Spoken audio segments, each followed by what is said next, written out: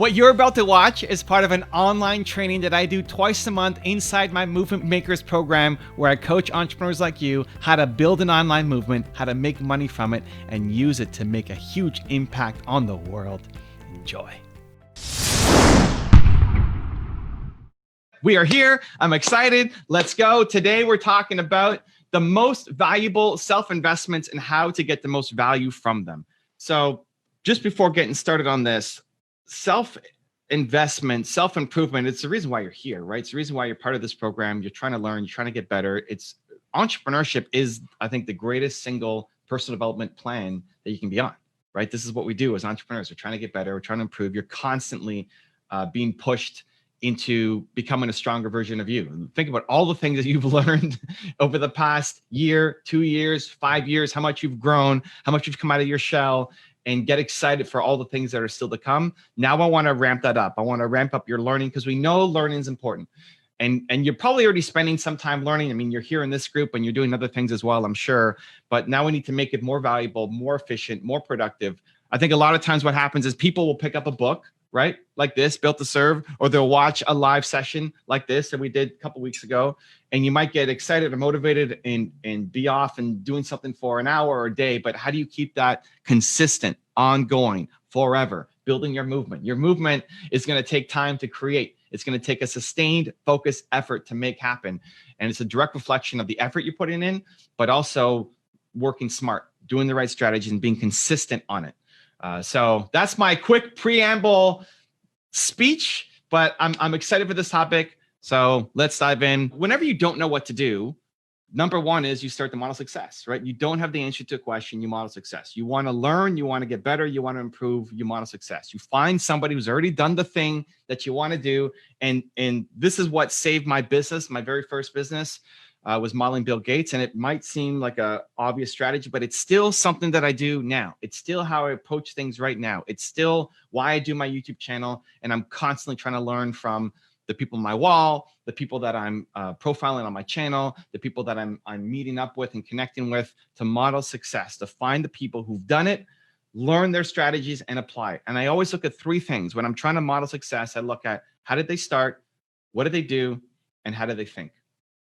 How did they start, right? So Bill Gates this strategy came to me when I was at my lowest of the lows. Some of you may know my story, so I won't go into super deep, but I was 19, 20. My business was not working. I was struggling to survive. And I told my business partner that I quit. And I was trying to do everything myself and just working my face off. It wasn't for a lack of effort. I was working like crazy, but nothing seemed to be working. Nothing seemed to be getting results. Just no money every month, just nothing happening, nothing working. I was so frustrated that I told my business partner I quit. Not for anything that he did, just I needed to feel like I was a valuable human again. Like how many losses can you take in a row and not get any results? It just starts to beat on yourself, especially when you don't have a ton of life experience, right? So I quit on my business partner. I cried my eyes out.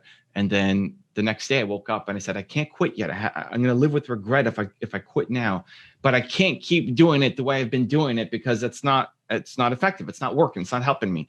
Obviously it's not working. So then I asked myself, who's built a software company before? And that's where I came across. The first idea was Bill Gates. Microsoft, who was at that time, this is 20 years ago, still very much in charge of the company. And I said, how did Bill Gates get started? Looking at how did that person get started? How did they go from 0 to 1? Because I looked at Bill Gates and I said, man, he's so big. He's built one of the biggest companies in the world. I'm nowhere close to that. It's easy for him. He's got a team, and how he makes an extra $1 million now. He probably makes $1 million just by having, a 4-minute coffee. Great. He's made $1 million, but 0 to 1, how did they do that? That's what I really cared about. And so I was researching his story. So then what did they do? What did they do? Bill Gates did it through partnerships. And every computer, their big deal came with IBM, where every IBM shipped. IBM was the biggest computer. IBM doesn't even sell computers anymore. They were the biggest computer manufacturer in the world. And every IBM shipped had Microsoft software on it. Right? That was the deal that blew up the company, that just put them into a new stratosphere. And so thinking about, okay, how can I partner with people? If I was on their radar, if they sent my message to their audience, if they promoted my product or my service to their customers, that would blow up my company, right? That's what you can learn from Bill Gates. But Microsoft was already a $7 million company when they made that deal. So how did they get started, right? 7 million is great, but it's 7 million more than what I had right now, right at the beginning. So how did they go from 0 to 1? And it was still partnerships. It was just finding smaller partnerships. And so I said, okay, I'm willing to try it. I've tried everything. Nothing's working. Let's try partnerships. And shortly after I landed my first deal, $13,500, I felt like just money to me, right? I was making $300 a month. So 13.5K felt like a lot. But more importantly, I had a strategy that I could do again and again and again and again and again. And then another partnership and another deal, another deal, another deal. And finally, after all this time of no momentum, we suddenly had tons of momentum, all because I looked at Bill Gates and how we got started and what I could learn from his success. Sometimes in the modeling, they're going to be very specific and they'll tell you exactly what they did. And sometimes you need to read between the lines. So in looking at Elon Musk as an example, Elon Musk doesn't have a success book where he talks about how to be an entrepreneur, right? So you have to pull bits and pieces out. This is partly why I started my YouTube channel, is to pull out.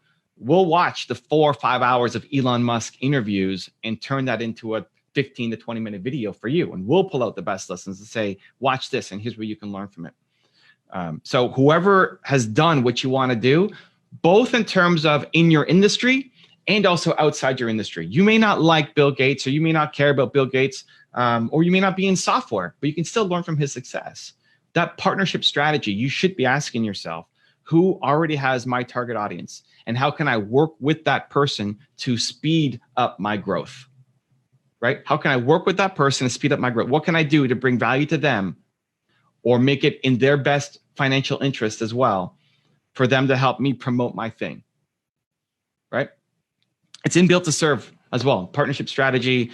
If you go to the last section, which is around how to monetize, there's the fast to freedom, there's partnerships, and then there's being a thought leader, right? So if you want to dive deeper in here, we got more. But you can learn from Bill Gates. So anybody who's in your industry you want to learn from, and also people who you just look up to, respect, like, even if they're not inside your industry. If you like Steve Jobs, you can learn from him. If you like Kanye West, President West, you can go learn from him. Even if you don't like him, you could still go learn from him, right? And so that ended up creating my top 10 channel, my main channel that then became the top 10 channel as well. So somebody has done what you want to do. Go study and learn from their success, but look at how they started.